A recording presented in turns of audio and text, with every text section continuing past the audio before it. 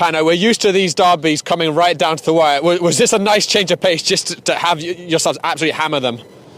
Yeah, it's always good to beat anyone 6-0, but when it's a Greek derby and we know for them it's more than just a game. If you watch their previous game, they're much more organised when they come to play us, which is understandable. But yeah, it's always good to beat them. So it was very enjoyable. Yes.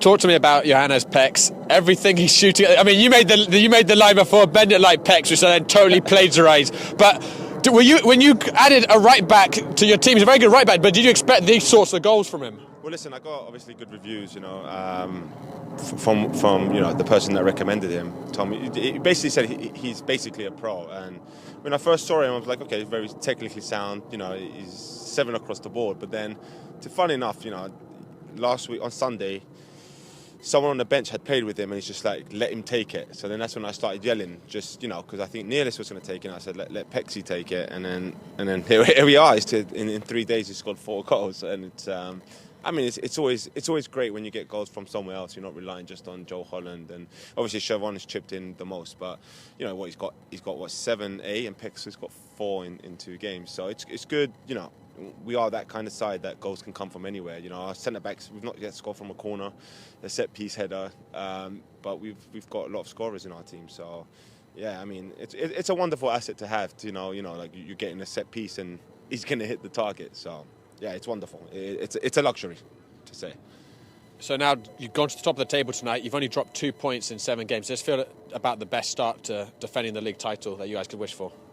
Yeah, it doesn't get any better. You drew against Lansdowne, where I think on the night they were probably better, but as they finished the game with 9, so we could have nicked it. We didn't, which is fine. But yeah, we've only drew to them. Now we've got 3 big games. We've got Suffolk on Sunday.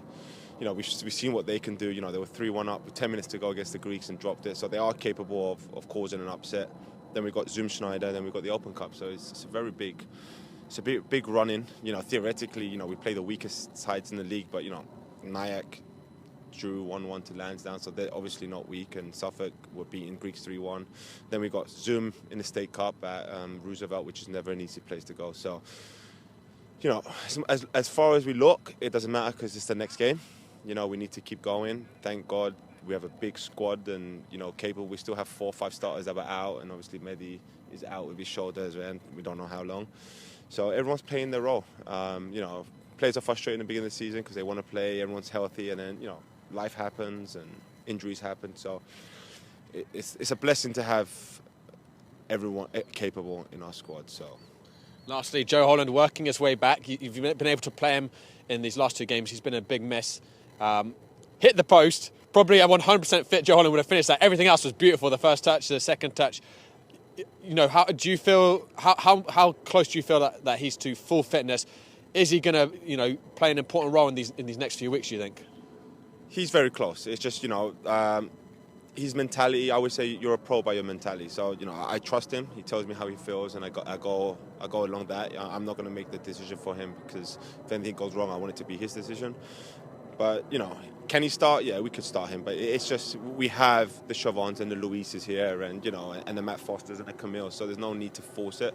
We believe in everyone in the squad. So it's imminent. If it's not this week, it's next week and the week after. So, it's just a matter of who's here, who's available, and most importantly, how he feels. So if he feels healthy, then, he's our talisman, as you say. So, with him and Siobhan, hopefully we can get something grooving.